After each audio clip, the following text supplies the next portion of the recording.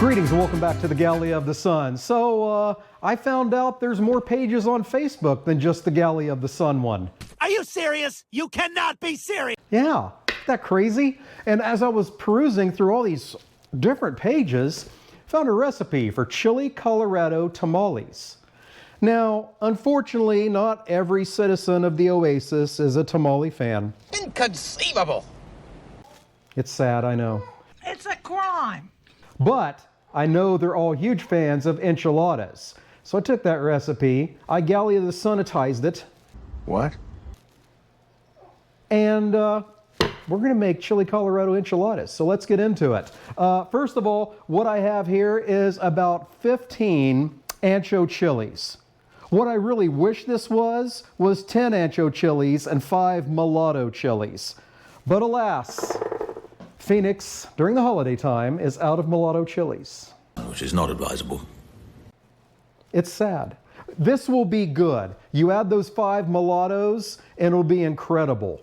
Now, I will leave the link in for the recipe down below. You can get them from Amazon, and my lesson learned is don't just buy them when you need them. Have them on hand. They're that damn good. All right, so I'm gonna get these into a pot, cover it with water, and get these boiling for 10 minutes.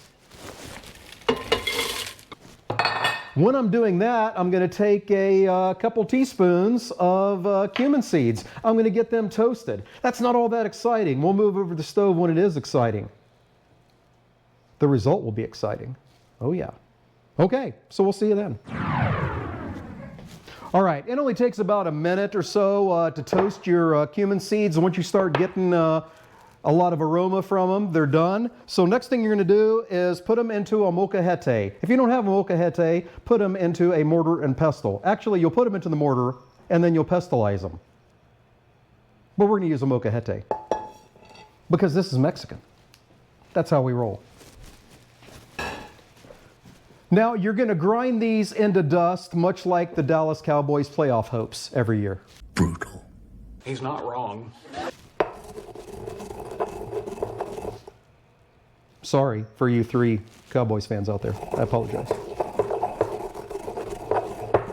All right, I am happy with that grindage. Now we're just waiting on our chilies to move on to the next step. We'll see you then.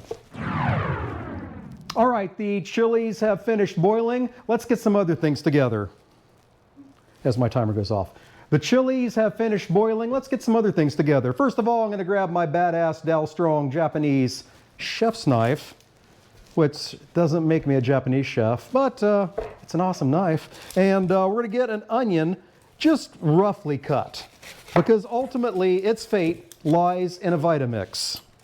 Therefore, it will turn to liquid, no matter how I cut it. By the way, that's what we want. We want a liquid. We're making the sauce right now. All right. That goes into the blender, along with 3 cups of chicken broth, and we absolutely love the better than bouillon stuff. Really, really love it because they have the smoky chipotle, which we'll use later. Now, dear friends, as always, all the ingredients, their amounts, and the directions are down below in the description section. So if you're trying to recreate this, definitely use that. Don't listen to the amounts I say. Don't. Drained chilies go in, mostly. One of the Galley of the Sun's favorite vegetables, garlic, goes next, about 8 cloves worth, give or take 6. Our pulverized cumin seeds, toasted. That's why we went to the trouble of using seeds vice ground, because we could toast it. A tablespoon of your favorite Mexican seasoning. We love Cattleman's Grill Mexicano. You can use garlic powder, or you can use vampire killer, which sounds way cooler. Mexican oregano. And last but not least, a good pinch of salt and pepper. Maybe 2. I'm going to get this blended up. We'll be right back. Don't forget this. That's crazy, crazy important, especially if you're wearing light colors.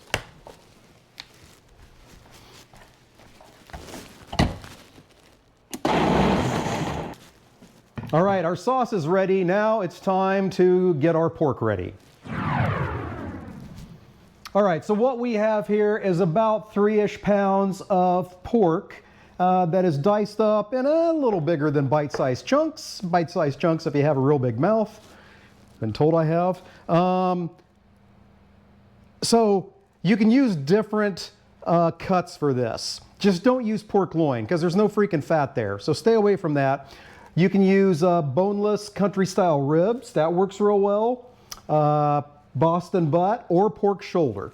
So we have those out here. We're going to hit them with a bit of salt and pepper, get a little seasoning on them, toss them around using the clean hand, dirty hand method, which is different than the clean finger, dirty finger method. We'll talk about that on Patreon. By the way, we do have a Patreon page. Come visit us there if you can't get enough. I'm also going to hit those with a little bit of the Vampire Killer from Spiceology, because we love it. And then behind me, in a Dutch oven, is about 3 tablespoons of avocado oil that's heating. We're going to get these seared off. Now, do this in batches if you need to, but you want to get a good looking crust on all sides of these. It's going to do a lot to the flavor.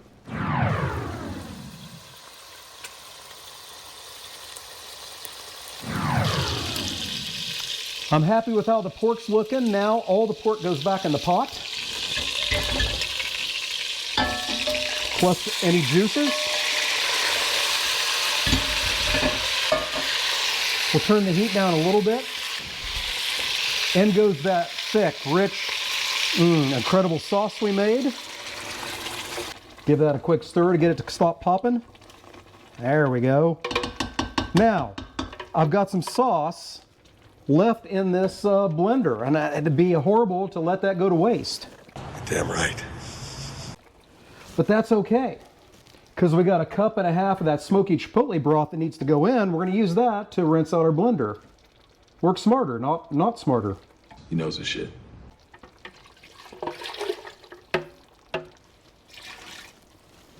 And the same with chicken broth.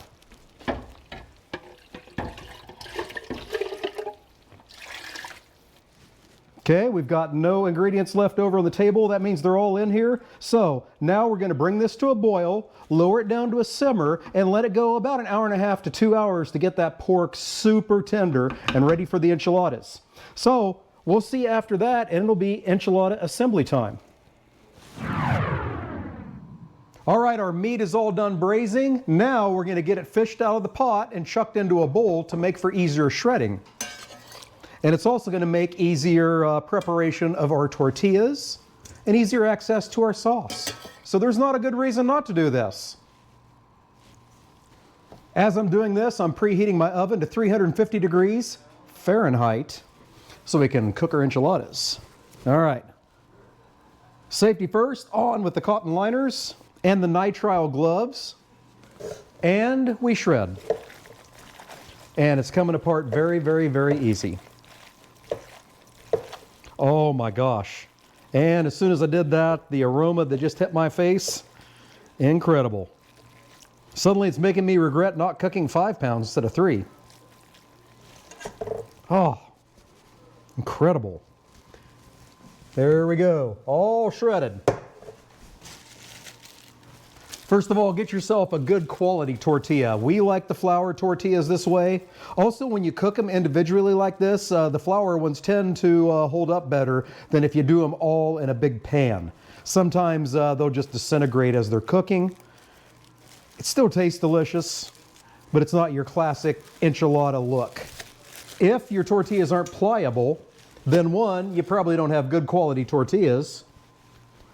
So you can fix that by just microwaving them for about 10-15 seconds, just enough to give them good flexibility. All right, so I got my dish here. First thing you want to do, just like lasagna, put down a layer of sauce first. Don't need much, you just need that bottom of that tortilla to be moist. Just enough to cover the bottom. Then we're going to take our tortilla and dip it in said sauce. All right. Then some meat. I got tongs out for this. I don't know why I just used my hands. If you say so. I do, I just don't want to admit it. Logical. Now I'm going to have to wash my hands 10 times. Proper hygiene depends on everyone. Well, assuming I keep doing this over and over. All right, next, go with your favorite cheese. For enchiladas, we love to use Oaxaca or Chihuahua cheese. You can get by with that cheddar Monterey Jack mixture you can get at the store, and it's called Mexican cheese. But you want something more authentic, go with this stuff. Melts great, delicious. Okay, optional here, but we love sour cream on our enchiladas, so I'm going to lay down a line of sour cream. Then we'll roll that puppy up and into our dish. Beautiful. You can fit 2 in here. Some of us eat very little, so I do some with 1, some with 2. It's whatever works for you and your family. All right, we got that done. Now, some more sauce on top. You want to make sure your tortilla is fully wetted, moistened. Then we hit it with some more of the Chihuahua cheese. All right, and that, my friends, is ready for the oven. So I'm going to get the rest of these prepared. We'll get them into the oven. Everything's cooked already, so we're just really melting the cheese both inside the enchilada and on top. Once that looks good, it should take about 10 minutes. We'll pull those out and we'll get some judgment. We'll see you then. All right, so the enchiladas are out of the oven. Now it's time for judgment from Sydney.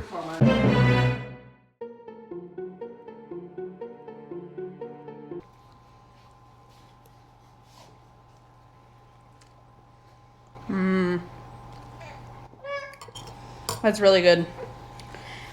There's a little smokiness to it. Yeah, that's probably the chipotle broth in there. Yeah, that chipotle broth is really good. That's why you need to use. Not spicy either, so it's really full of flavor. Yep, for you folks scared of chili, scared of peppers, don't be afraid. You just got to pick the right ones. And that smoky chipotle broth from Better Than Bouillon, you definitely want to get your hands on that. Hey, thank you so much for joining us today. I hope you enjoyed what you saw. If you did, hit that like button. Hit the subscribe button and become a sunscriber. See what I did there? Yeah. All right. Till we see you next time, fair winds and following seas.